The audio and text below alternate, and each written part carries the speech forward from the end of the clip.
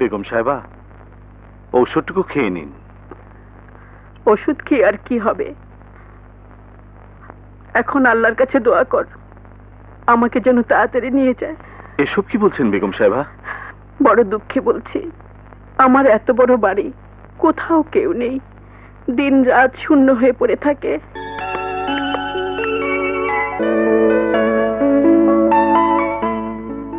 তুমি একটু বসো, আমি মাকে নিয়ে আসছি। হ্যাঁ মা, মা, আমি একটা অপরাধ করে ফেলেছি মা। অপরাধ? কি অপরাধ করেছিস তুই? বল, কি অপরাধ করেছিস? আমি তোমাকে না বলেই হঠাৎ বিয়ে করে ফেলেছি। তুই বিয়ে করেছিস? হ্যাঁ, আমাকে ক্ষমা করে দাও মা। তুই ক্ষমার কথা বলছিস, আর আমি আমার বৌমাকে দেখতে চাই। বৌমাকে কোথায় রেখে এসেছিস বল, আমি তাকে নিজে গিয়ে নিয়ে আসবো। বৌমা কোথায়? ড্রয়িং রুমে। কি নতুন বউকে তুই ড্রয়িং রুমে বসে রেখেছিস? তুমি অসুস্থ তাই। আমি অসুস্থ? এখন আমার কোনো অসুখ নেই। চল আমার সঙ্গে চল, হ্যাঁ। বৌমাকে ঘরে নিয়ে আসি। চল। কোথায় আমার বৌমা?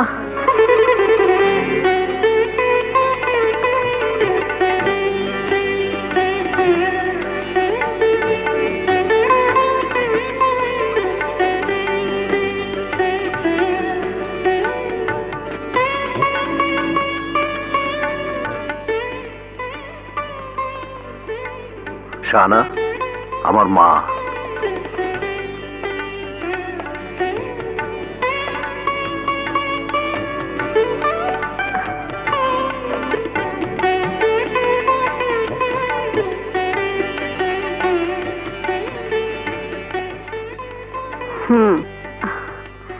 এসো বৌমা, এসো।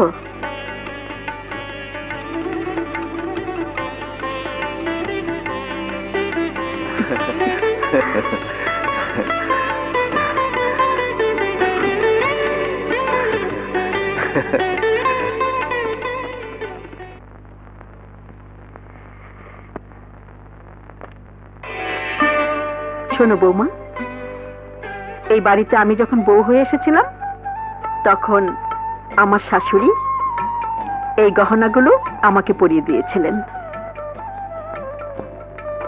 আর আজ আমি তোমার শাশুড়ি, আজ আমি তোমাকে পরিয়ে দিচ্ছি।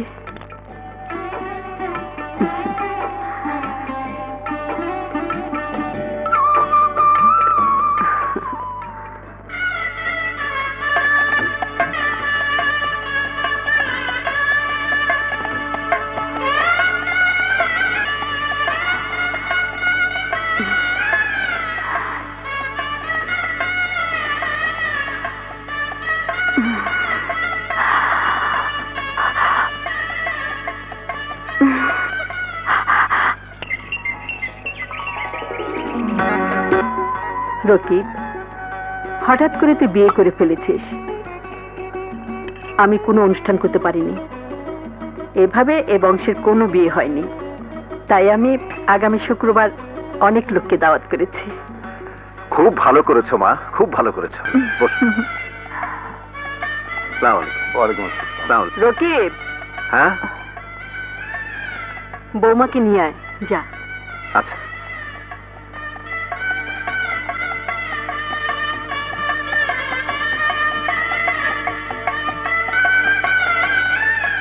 আসসালামু আলাইকুম। ওয়ালাইকুম আসসালাম। আপনাকে তো ঠিক চিনতে পারলাম না। আমার নাম জরিনা বেগম। আমার মেয়ের সঙ্গে তো আপনার ছেলের বিয়ে হয়েছে। বলেন কি? আমার বৌমার মা আপনি? আসুন আসুন, বসুন। জি। দেখুন তো কি ব্যাপার, রকিব এত তাড়াহুড়ো করে বিয়েটা করেছে, আপনাদের সঙ্গে আমাদের আলাপ আলোচনার সুযোগই দেয়নি। তা আপনি একা কেন? বেয়াই সাহেব কোথায়? আমার সাহেব তো নেই। আমার মেয়েটা যখন খুব ছোট ছিল তখনই আমার সাহেব দুনিয়া ছেড়ে চলে গেছে। খুব কষ্ট করে মেয়েটাকে মানুষ করেছি। আমার একটা যাত্রা দল আছে, বিশ্ব অপেরা। ওই যাত্রা দলে অভিনয় করে আমি সংসার চালিয়েছি। আপনি যাত্রা দলের অভিনেত্রী? জি, আপনি যাত্রার স্টেজে নাচ গান করেন? জি। রকিব, এই রকিব, তুই কাকে বিয়ে করেছিস? বল, কাকে বিয়ে করেছিস? একটা যাত্রা দলের মেয়েকে তুই এই বাড়ির বউ করে এনেছিস কোন সাহসে? বেয়ান সাহেবা, আপনি রেগে যাচ্ছেন কেন? যাত্রা তো খারাপ না। যাত্রা যারা করেন তারা তো শিল্পী, শিল্পীরা তো খারাপ না। দয়া করে আপনি বেরিয়ে যান। এই মুহূর্তে আপনার মেয়েকে নিয়ে আমার বাড়ি থেকে বেরিয়ে যান। মা, তুই চুপ কর, আপনি বেরিয়ে যান। যাচ্ছি যাচ্ছি, কিন্তু যাওয়ার আগে একটা কথা বলতে চাই। যাত্রা গান করা যদি পাপ হয়, সেই পাপ আমি করেছি। আমার মেয়ের কোনো দোষ নেই। আপনার কাছে আমার শেষ অনুরোধ, আপনার পায়ের তলে আমার মেয়েটাকে একটু জায়গা দেবেন। আমার এই জীবন থাকতে আর আপনার বাড়িতে আসবো না, আর আসবো না।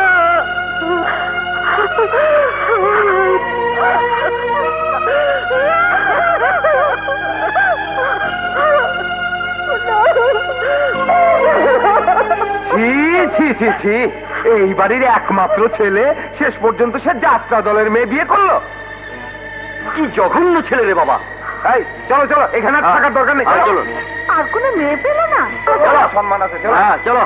হ্যাঁ, এসো। কি তাই তো। ব্যাপার? কিরকম একটা কাণ্ড হয়ে আমরা গেল। কল্পনাও করতে পারি না এটা। হ্যাঁ? ছি, আবার আমাদের এখানে দাওয়াত করে।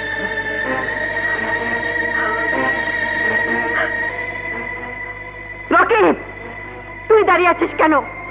ওই যাত্রা দলের মেয়েকে যেখান থেকে তুলে এনেছিস ওখানে রেখে আয়, যা।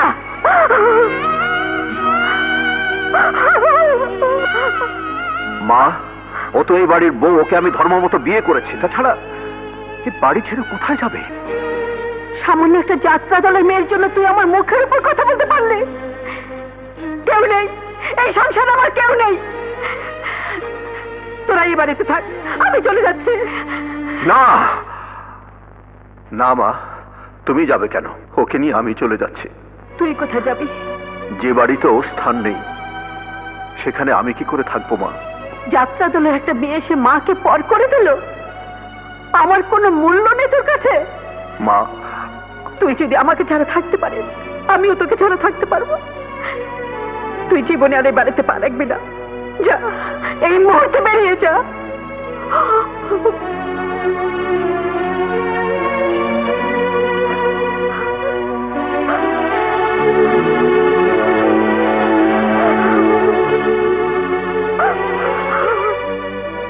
দাঁড়াও।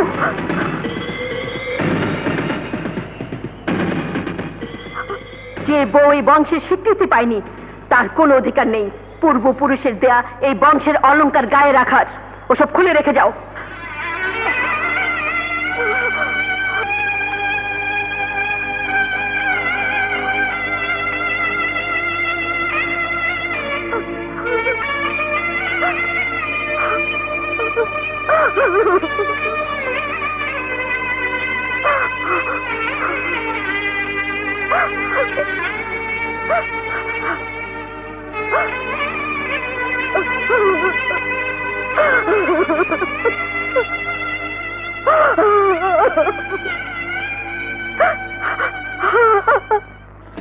আপন মানুষ পর হয়ে যায় না অধিকার।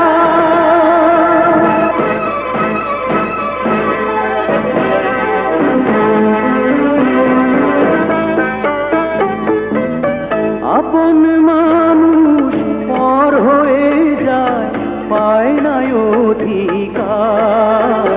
ওরে মিথ্যে অহংকার, ওরে মিথ্যে সংসার। আপন মানুষ পর হয়ে যায়, পায় না অধিকার। ওরে মিথ্যে অহংকার, ওরে মিথ্যে সংসার।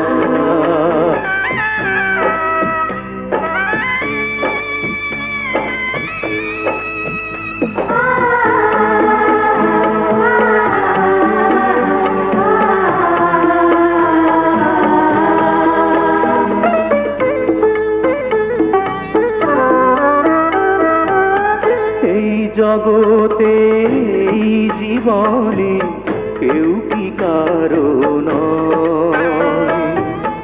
এক পলকেই ভাঙলো আশা, মুছলো পরিচয়। সুখ চেয়ে তাই পায়রে সবাই দুঃখ উপহার। ওরে মিথ্যে অহংকার, ওরে মিথ্যে সংসার।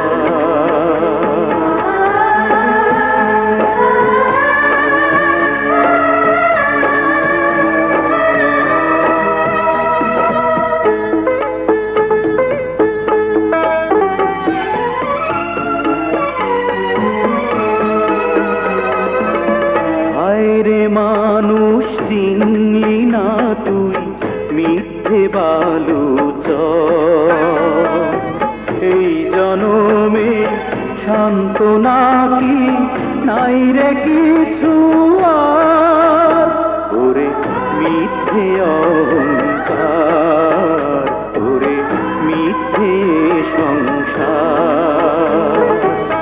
আপন মানুষ পর হয়ে যায়, পায় না অধিকার।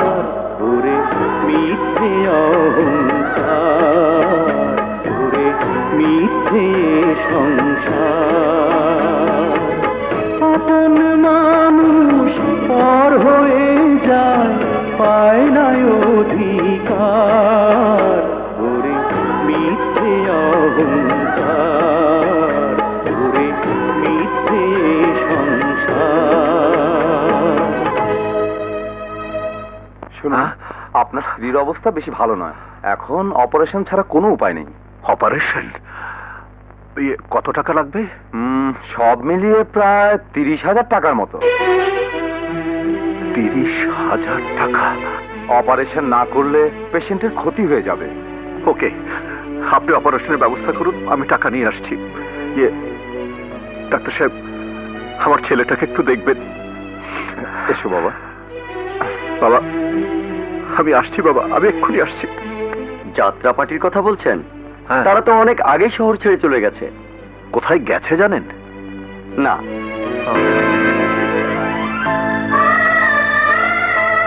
আপনার স্ত্রীর অবস্থা বেশি ভালো নয়। এখন অপারেশন ছাড়া কোনো উপায় নেই।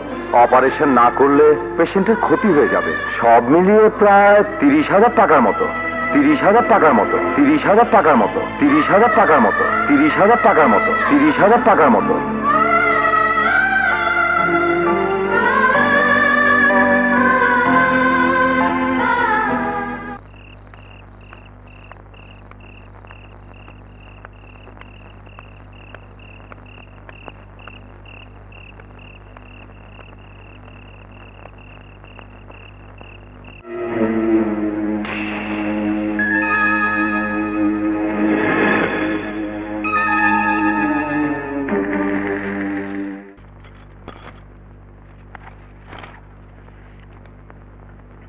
এ যে অনেক মূল্যবান অলংকার, এত রাতে অলংকার বিক্রি করতে এসেছো? হ্যাঁ, আমার ভীষণ বিপদ।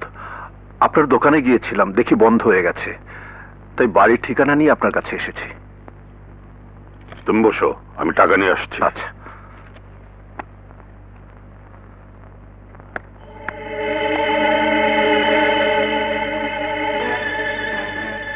লক্ষ লক্ষ টাকার অলংকার, নিশ্চয়ই চুরি করে এনেছে।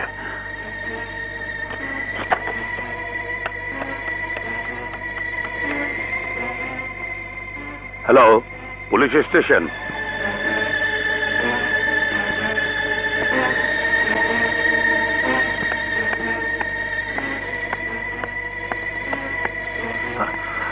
টাকা এনেছেন? এত রাতে এত দামি অলংকার কোত্থেকে চুরি করে এনেছো বলো? কোত্থেকে এনেছে সে জবাব আপনাকে দেবো কেন? টাকা দিলে দিন, নয় আমার জিনিস আমাকে ফিরিয়ে দিন। ফিরিয়ে দেবার আগে বলো কোত্থেকে চুরি করে এনেছো। দেখুন, সত্যি কথা কি, ওগুলো আমার মায়ের অলংকার, আমি মাকে না বলেই নিয়ে এসেছি। ওগুলো আমাকে ফিরিয়ে দিন। দেব অবশ্যই, কিন্তু পুলিশ এলে? পুলিশ এলে আমাকে ধরে নিয়ে যাবে, আর নিয়ে গেলে শাহানা হাসপাতালে বিনা চিকিৎসায় মরে যাবে। না, এ হতে পারে না।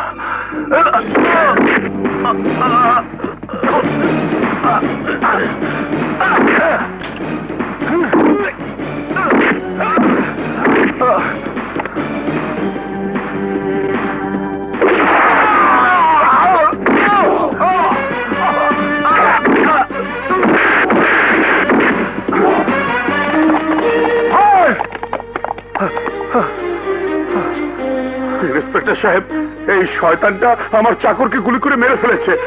আর একটু দেরি হলে আমাকেও মেরে ফেলতো। বিশ্বাস করুন, আমি খুন করিনি। Shut up!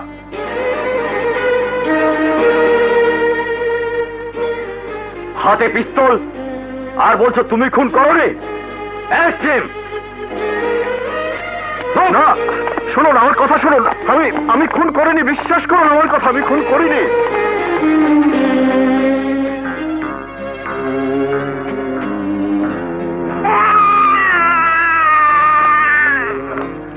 আপনার ছেলে হয়েছে। আমার স্বামী কোথায়? আপনার স্বামী অপারেশনের টাকা জোগাড় করতে গেছে, এখনো ফিরে আসেনি। আমি নিজের দায়িত্বে আপনার অপারেশন করেছি। এখনো ফিরল না? সে গেল কোথায়? আসুন। যে শাস্তি দেওয়া দরকার আমাকে দিন, আমি মাথা পেতে নেব। আমার বড় বিপদ। হাসপাতালে আমার স্ত্রী প্রসব বেদনায় ছটফট করছে। আমি যে এখানে অবস্থায় আছি, শুধু এই খবরটুকু আমার স্ত্রীকে দেবার ব্যবস্থা নিন। মানুষ খুন করার সময় আপনার স্ত্রীর কথা মনে ছিল না? আমি কোনো সংবাদ পাঠাতে পারবো না, আপনাকে কোর্টে চালান করে দিচ্ছি। এই, ওকে নিয়ে যাও। বেরোন, যান এখান থেকে। যত সব ঝামেলা। এই বাচ্চা দুটো নিয়ে আমি কোথায় যাব? কোথায় যাবেন তার আমি কি জানি? বাড়ি ভাড়া দিতে পারো না, আমার ঢাকা শহরে থাকার শখ। স্বামীর খবর নাই, 3 মাসের বাড়ি ভাড়া বাকি।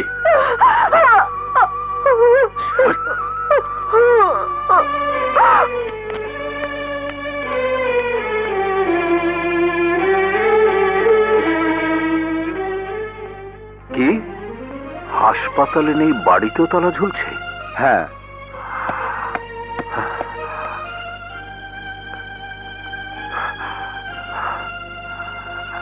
নিশ্চয় বাড়িওয়ালা ওদেরকে তাড়িয়ে দিয়েছে।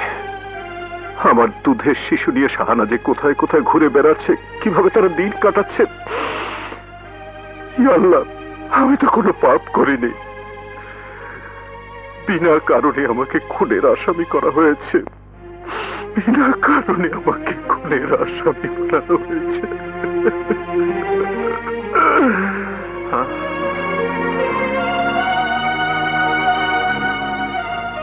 বউ বাচ্চার জন্য তুমি কাঁদছো, আর তোমার জন্য তোমার স্ত্রী সন্তান নিয়ে রাস্তা রাস্তায় কেঁদে কেঁদে ঘুরে বেড়াচ্ছে। বিধি যখন বাম, তখন এইরকমই হয়। এরই নাম জীবন, এরই নাম সংসার। আপনি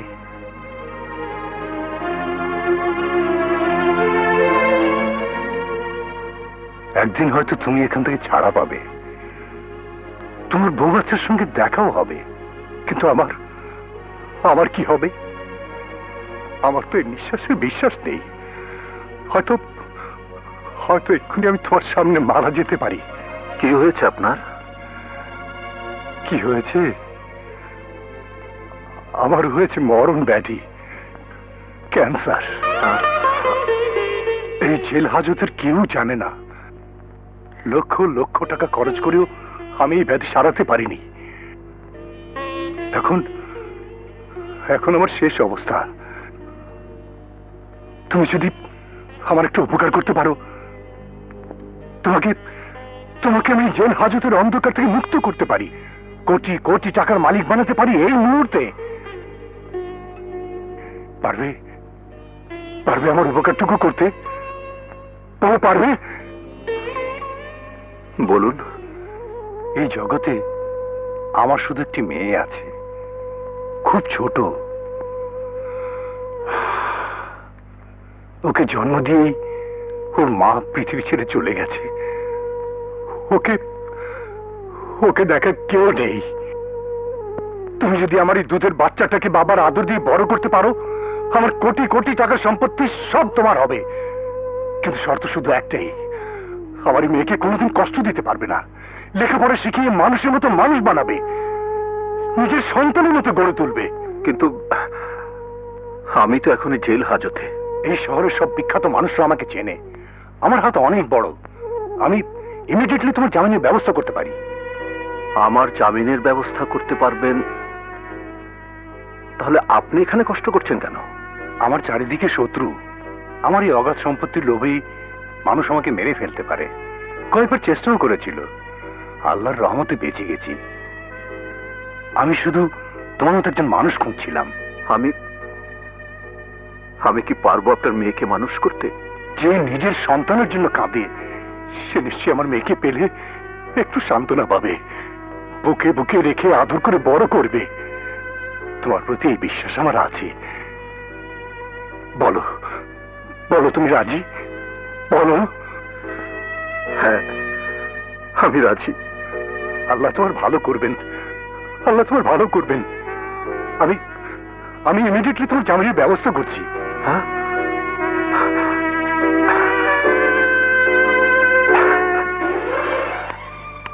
আম্মু আর পাচ্ছি না।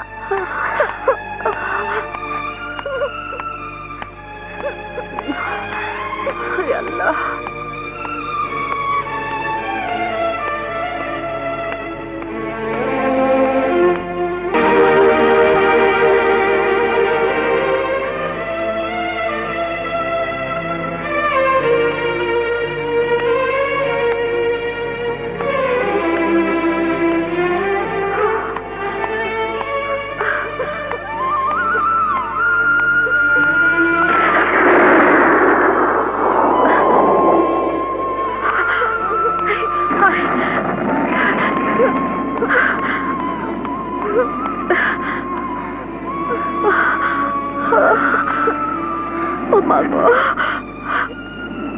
আম্মু খিদে পেয়েছে, ভাত খাবো। ভাত কোথায় পাবি? কে তোদের ভাত দেবে? বেশি ক্ষুধা লাগলে আমাকে খা, আমাকে খা।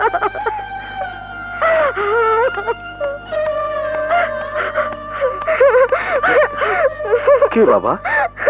কি? আমার খুব ক্ষুধা পেয়েছে, আমার মা ভাত দিতে পারে না, আমি ভাত খাবো। আমি ভাত খাবো। বৌরানী,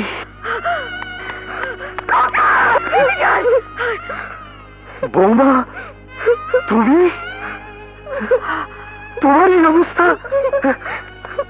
রকিব কোথায়? রকিব? জানি না, আমি কিচ্ছু জানি না। হাসপাতালে ছিলাম, ফিরে এসে আর ওকে খুঁজে পাচ্ছি না। কত জায়গায় খুঁজলাম। বড় বাড়ির বউ হয়ে ফুটপাতে পড়ে আছো, ক্ষুধায় তোমার বড় ছেলে মানুষের কাছে ভিক্ষে চাইছে। এ দুঃখ আমি কাকে বলবো? আল্লাহ, তুমি মানুষকে এত দুঃখ দিতে পারো? বৌমা, ভাগ্যে যা থাকে তাই হবে। তুমি আমাদের বাড়িতে চলো। তোমার এই দুটি দুধের বাচ্চার দুঃখ আমি আর সহ্য করতে পারছি না। চলো চলো বৌমা। না, যে বাড়ি থেকে আমার স্বামী চলে এসেছে তার অনুমতি ছাড়া আমি আর ওই বাড়িতে যেতে পারবো না। এভাবে থাকলে তুমিও মরবে, বাচ্চা দুটোকে মেরে ফেলবে। চলো বৌমা, চলো। আপনি রকিব চৌধুরী? সাহেব আমাকে ফোন করে সব বলেছেন। এই হচ্ছে উর্মি। এসো।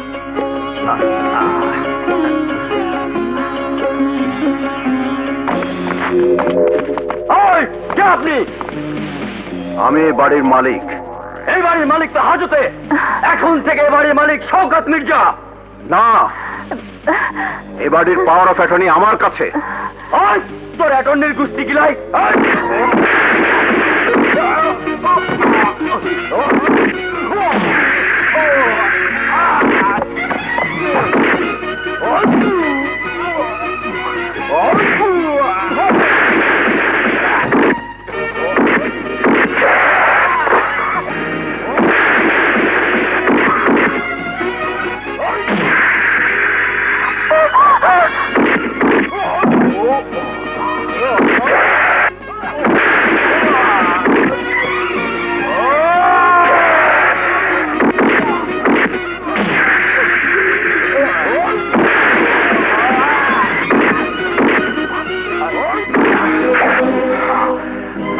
থেকে ওর মেয়ে আমার মেয়ে, ওর দিকে কেউ তাকালে আমি তার চোখ তুলে নেব। আর মির্জাকে বলে দিস, আজ থেকে আমি ওকে শান্তিতে থাকতে দেব না। আমার বাড়িতে শিশুর কান্না।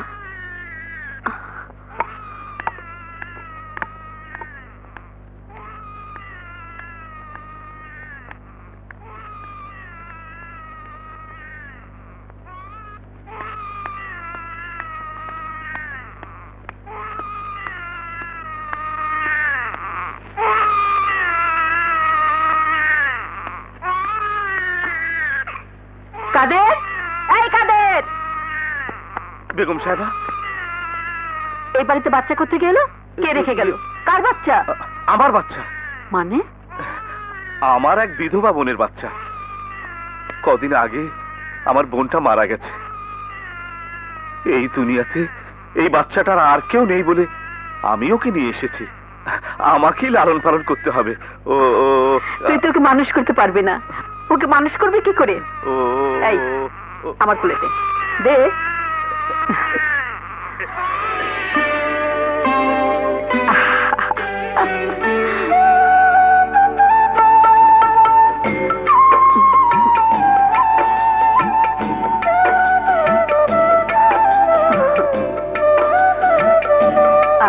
কি সুন্দর ফুটফুটে বাচ্চা। আল্লাহ যেন আমার শত্রু সন্তানকেও এমন ভাবে এতিম না করে। এই কাদের, যা তো ওর জন্য দুধ বানিয়ে আন। আর শোন, বাজারে দুধে তো ভেজাল, ওসব দুধ খাওয়ালে বাচ্চার অসুখ করবে। কালকে তুই একটা দুধের গাই কিনে আনবি। আচ্ছা।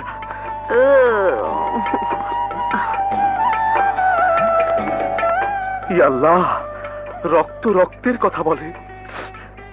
তোমার কাছে লাখ লাখ শুকর, তোমার কাছে লাখ লাখ শুকর। রানা, কি রে, কি হয়েছে তোর? কথা বলছিস না কেন? আমাকে বল কি হয়েছে। কি আর হবে, চাকরিটা চলে গেল। এই জন্য প্রাইভেট ফার্মে কোনো চাকরি আমি করতে চাই না। যখন তখন চাকরি চলে যায়। এত ভাবছিস কেন? তোকে আমি লেখাপড়া শিখিয়েছি, মনের মতো করে মানুষ করেছি। কোথাও না কোথাও তোর চাকরি হবেই। এত ভাবিস না। হাত মুখ ধুয়ে আয়, আমি তোর খাবার গরম করছি। যা যা যা যা।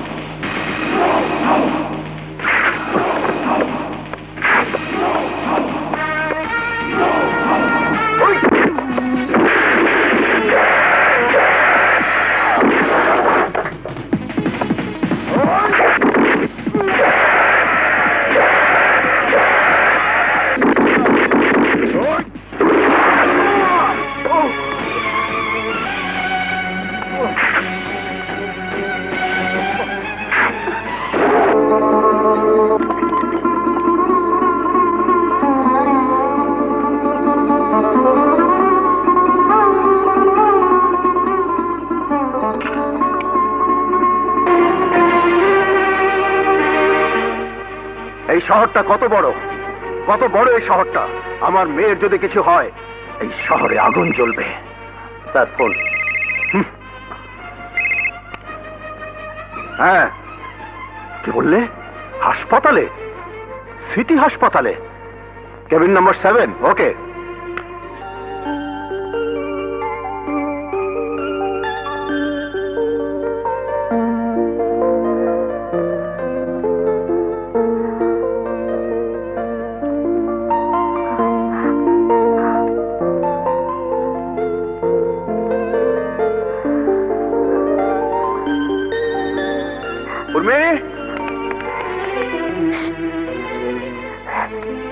বাবা কথা বলো না। এই লোকটা আমাকে বাঁচাতে গিয়ে গুলি খেয়েছে। অপারেশনের ব্যবস্থা করেছি, ওকে নিয়ে ব্যস্ত ছিলাম সারাক্ষণ। তাই বলে একটা টেলিফোন করবি না? সময় পাইনি বাবা, একটু সময় পাইনি। ও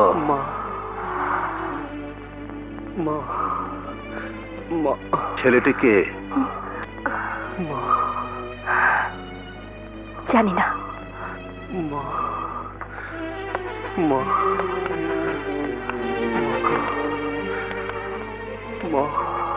তোমার মা এখানে নেই বাবা।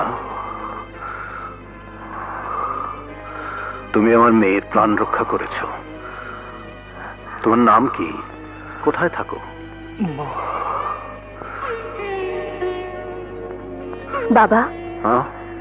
আর কথা বলো না, আবার ঘুমিয়ে পড়েছে। বাবা তুমি এখন যাও, পুরোপুরি জ্ঞান না ফেরা পর্যন্ত আমি ওর কাছে থাকবো। আচ্ছা।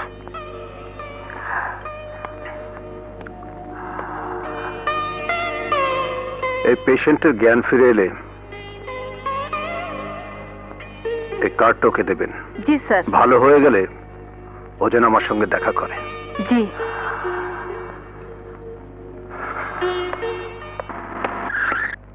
রাসেল এদিকে।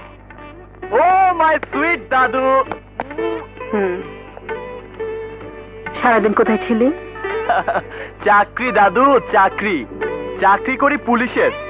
সারাদিন কত কাজে ব্যস্ত থাকতে হয়। আমি কি আর এক জায়গায় থাকি? ডিউটি, বিভিন্ন জায়গায় ডিউটি দিতে হয়। তাই বলে একটা টেলিফোন করবি না?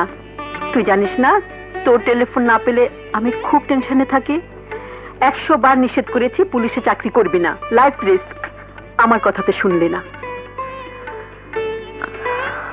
তুই ছাড়া আমার আর কে আছে বল?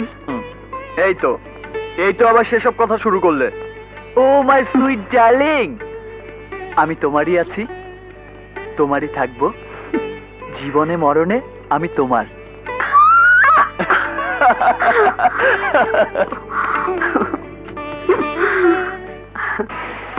এই 2 টাকার মুড়ি বানা।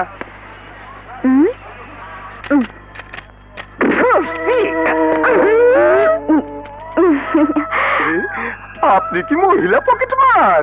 হ্যাঁ, পকেট মার বলেই তো আপনার পকেটে হাত দিয়েছি। তাহলে তো আপনাকে থানায় নিয়ে যেতে হয়। নিয়ে যান, আপনার ডিউটি পালন করুন।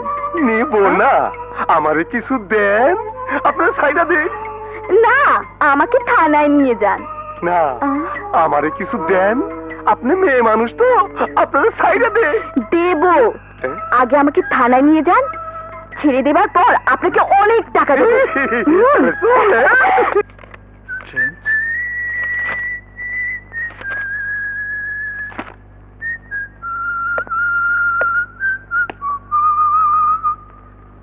আপনি এখানে? হ্যাঁ, পকেট মারতে গিয়ে ধরা পড়েছি। আপনি এই কাজও করেন? দেখা না পেলে কি করব? পকেট মারলাম বলেই তো আপনার সঙ্গে দেখা হলো। আপনি জানেন না আপনাকে আমি ঘৃণা করি? আমি আপনাকে ভালোবাসি। রাবিশ। উনার কোনো দোষ নাই স্যার, উনি বিরাট বড় লোকের মাইয়া। কোনদিন হাজতখানা দেখে নাই তো, আজ তাই দেখায়। Nonsense! ওকে ছেড়ে দাও।